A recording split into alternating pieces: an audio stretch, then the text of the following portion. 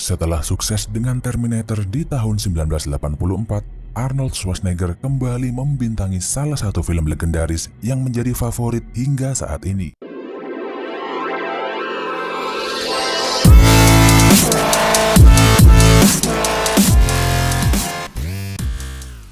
Film ini menceritakan petualangan seorang komandan pasukan elit yang bernama Dutch. Ia bertemu dengan kawan lamanya Dylan yang saat ini bekerja untuk CIA. Dylan kemudian menjelaskan kepada Dutch bahwa seorang menteri kabinet dan rombongannya berpergian dengan helikopter lalu menghilang begitu saja di tengah hutan. Ada kemungkinan helikopternya telah ditembak jatuh oleh kelompok pemberontak yang beroperasi di sana. Akhirnya, Dutch, Dylan, dan anggota tim yang lain segera menuju ke lokasi jatuhnya heli tersebut. Setelah tiba di lokasi, anggota tim Dutch yang bernama Poncho menaiki rongsokan helikopter dan melihat beberapa keanehan di helikopter itu lalu melaporkannya kepada Dutch.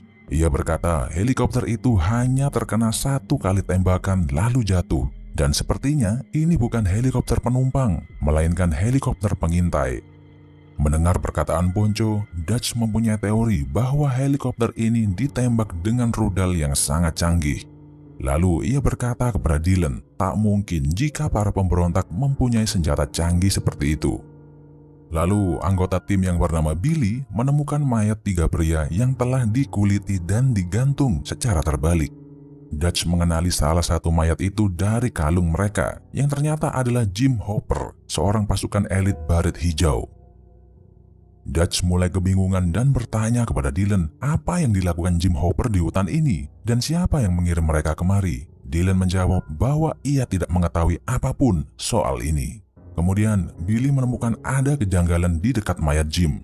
Ia menemukan banyak selongsong peluru di sana lalu berkata kepada Dutch, sepertinya Jim dan timnya sedang terjebak di sini dan kemudian menembak ke segala arah. Tapi saya tidak bisa menemukan jejak siapa yang mereka tembak. Mendengar keanehan itu, Dutch memutuskan untuk tetap fokus mencari sang menteri yang menghilang. Dutch dan timnya berhasil mendekat ke kamp pemberontak dan menyerang kamp itu habis-habisan. Tapi kemudian anggota tim yang bernama Mac berkata Sandra yang ditahan di kamp itu bukan seorang menteri, melainkan seorang agen CIA. Dutch menyadari bahwa ia telah dijebak oleh Dylan. Dylan mengakui bahwa memang ia memperalat Dutch dan timnya untuk melakukan misi itu demi menghentikan pemberontakan besar-besaran yang akan terjadi.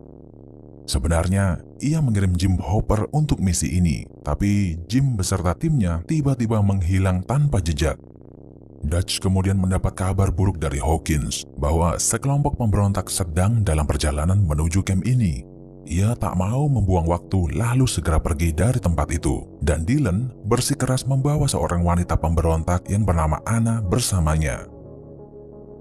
Dalam perjalanan, Billy merasa ada sesuatu yang tidak beres dengan hutan ini.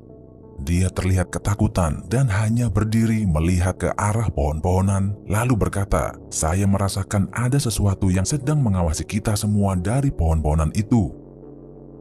Semua orang dibuat merinding dengan perkataan Billy. Kesempatan ini digunakan Anna untuk melarikan diri, tapi Hawkins berhasil menangkapnya lagi. Ketika hendak membawa Anna kembali, ada makhluk yang membunuh Hawkins hingga darahnya tersirat di wajah Anna. Makhluk itu kemudian menyeret mayat Hawkins bersamanya. Poncho yang pertama kali datang ke lokasi berusaha mencari Hawkins dengan mengikuti jejak darah yang berada di tanah, tapi ia hanya menemukan isi perutnya saja. Dutch bingung kenapa pelaku tidak mengambil senjata dan peralatan milik Hawkins. Dylan kemudian berkata ada kemungkinan yang membunuh Hawkins adalah pelaku yang sama yang membunuh Jim Hopper dan timnya. Dutch kemudian memerintahkan anggota yang lain berpencar untuk menemukan mayat Hawkins. Saat sedang mencari, anggota tim yang bernama Blaine tiba-tiba tertembak senjata laser lalu tewas. Mac yang tak jauh dari lokasi segera bergegas ke arahnya. Lalu ia melihat makhluk yang tubuhnya hampir transparan dengan mata yang bersinar. Kemudian ia menembakkan senjatanya ke segala arah. Anggota tim lain kemudian menyusul dan juga ikut melepaskan tembakan. Setelah memeriksa area itu, Ponco memberitahu Dutch bahwa mereka tidak mengenai sasaran sedikit pun. Mac bersumpah bahwa ia melihat makhluk asing itu, tapi tak ada yang percaya dengan ceritanya. Lalu ia memasang banyak ranjau di area itu. Dan di malam harinya, ranjau Mac mengenai sesuatu. Semua orang berlari menuju ke arahnya, tapi ternyata itu hanya seekor babi hutan biasa. Setelah mereka kembali ke posisi masing-masing, mereka sadar bahwa ada yang mencuri mayat Blaine. Di pagi harinya, anggota tim yang masih hidup membuat jaring dari akar kayu. Setelah menunggu cukup lama, jebakan yang mereka buat berhasil menangkap sosok makhluk transparan itu. Tapi kemudian ia menembakkan laser ke arah tali yang menahan jaringnya dan berhasil kabur. Mac dan Dylan memutuskan untuk mengejar makhluk itu bersama-sama. Mereka melihat makhluk itu sedang berada di atas pohon. Mac akhirnya memutuskan untuk menyerangnya dari bawah. Tapi tanpa disadari, makhluk itu sudah membidik Mac dengan senapan laser lalu menembak kepalanya. Nasib naas juga menimpa Dylan. Tak lama setelah Mac tewas, ia pun terbunuh oleh makhluk itu. Dutch dan 3 orang sisanya melintasi jembatan kayu untuk menuju tempat penjemputan helikopter. Tapi kemudian Billy berencana untuk mengulur waktu agar yang lain bisa melarikan diri. Tak lama kemudian, Dutch mendengar teriakan Billy, tapi secepat kilat makhluk itu sudah berada di atas pohon dekat mereka dan menembak Ponco di kepala. Dutch berusaha menembak balik, tapi ia juga terkena tembakan laser makhluk itu lalu rubuh. Ia kemudian meneriaki Anna agar lari sejauh mungkin. Dengan sisa tenaga yang ada, Dutch berlari lalu terpleset jatuh ke dalam sungai. Dia berusaha menepi, tapi makhluk itu juga melompat ke sungai dan mencari Dutch.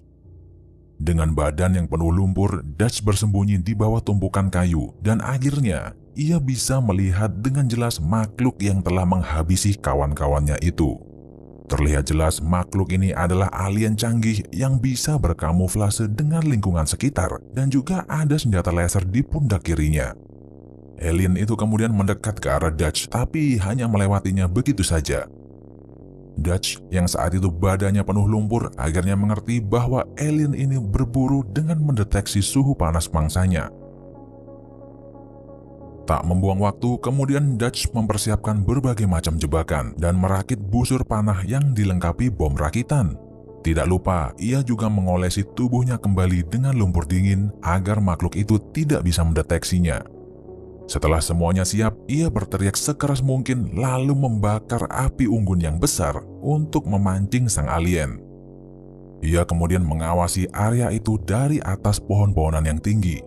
Tak lama kemudian, sang alien terlihat sedang berjalan di atas jembatan kayu dekat api unggun.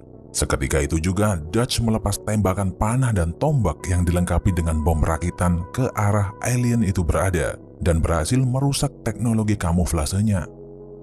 Alien itu kemudian menembakkan lasernya ke arah Dutch. Ia tak punya pilihan lain selain terjun ke dalam sungai untuk menghindar serangan laser itu. Setelah menepi, ia sadar bahwa lumpur di badannya sudah terhapus oleh air. Akhirnya, ia ditangkap oleh sang alien dan kemudian membuka helmnya. Dutch akhirnya bisa melihat wajah asli makhluk itu lalu berkata, "Kau ini makhluk terjelek yang pernah aku lihat." Lalu ia menghantamnya dengan balok kayu, kemudian berlari menuju jebakan yang dibuatnya. Dutch berusaha memancing alien itu dengan berkata, "Ayo, cepat kemari dan bunuh saya. Tunggu apa lagi?" Tapi alien ini cukup cerdas dan bisa mengetahui ada jebakan di situ. Lalu ia berputar arah menuju ke samping Dutch. Dia tak tahu jika di atasnya ada jebakan lain yang dibuat Dutch. Secepat mungkin, Dutch menjatuhkan balok kayu itu dan berhasil mengenai kepala sang alien. Kemudian, ia menghampiri makhluk itu berniat untuk menghabisinya. Tapi, ia melihat alien keparat yang sudah sekarat itu sedang menekan beberapa tombol di tangannya, kemudian tertawa keras. Dutch yang kebingungan kemudian berlari secepatnya dan tak lama kemudian, area itu meledak.